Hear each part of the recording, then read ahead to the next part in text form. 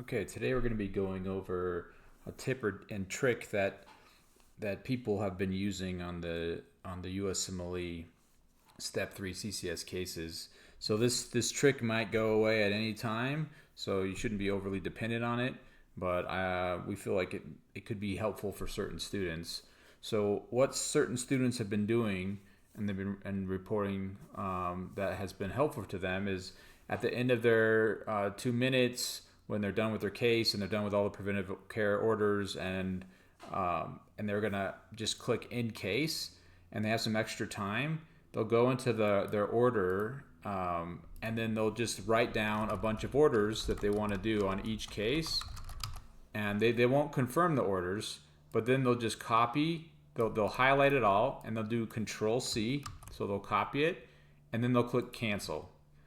And then they in their case, so everything was like normal. And then when they go into their next case, let's say we do another case, okay, and then they go back in their orders and they can do Control V, and it'll paste all their orders so that their next case it'll be faster. So in case they need more time, real time on the test, they can have more real time on the test because they don't have to type it out. So this might be helpful for some people, might not be helpful for other people, but we thought we'd like to share. Thanks for watching.